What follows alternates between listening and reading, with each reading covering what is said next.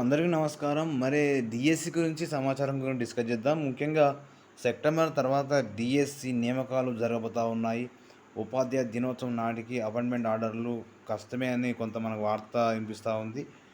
ముఖ్యంగా ఇటీవల నిర్వహించినటువంటి డిఎస్సి ఎంపికైన వారికి నియామక పత్రాలు ఇచ్చేందుకు సమయం పట్టనుందనేటువంటి సమాచారం తెలుస్తూ ఉంది. సెప్టెంబర్ 5 నాటికి నియామక పత్రాలు ఇవ్వాలని ప్రభుత్వ వర్గాలు మాత్రము చాలా దీని మీద నిర్ణయం తీసుకుపోతూ ఉన్నాయి. ఆ దిశగా చర్యలు చేపట్టడానికి అధికారులు సూచించినట్టు మనకు తెలుస్తూ ఉంది.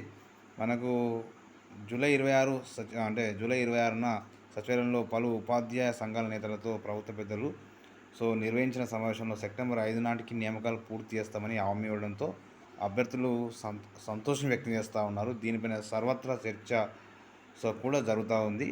అయితే దీనిపై అధికార వర్గాలు కూడా ఇచ్చాయి. పరీక్ష ఫలితాలు వెలువరించిన అపాయింట్మెంట్ ఆర్డర్లు ఇచ్చేందుకు కాస్త సమయము పడుతుందని తెలపడం జరిగింది.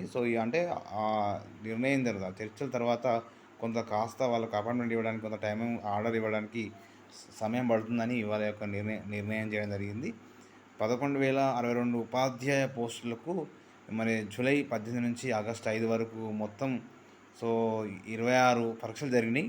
వీటి సంబంధించినటువంటి ప్రాథమిక కీ అనేది శుక్రవారం అంటే రేపు మనకు 9 తారీఖు ఆగస్టు 9 తారీఖు రోజు మరి ప్రాథమికంగా రెస్పాన్స్ షీట్ అనేది విడుదల కావడానికి రెడీ చేస్తూ ఉన్నారు. అదేవిధంగా దీనిపైన అభ్యర్థుల నుంచి ఒక 5 రోజుల పాటు లేదా ఒక వారం రోజుల పాటు అభ్యర్థన స్వీకరణ తీసుకోవడం జరుగుతుంది. చివరికి వాటి అభ్యర్థన స్వీకరణ తర్వాత ఫలితాలు అనేది విడుదల చేయడం జరుగుతుంది. కాస్త సమయం పడుతుంది అనేటువంటి అంశం కూడా మనకు దీన్ని బట్టి తెలుస్తూ ఉంది.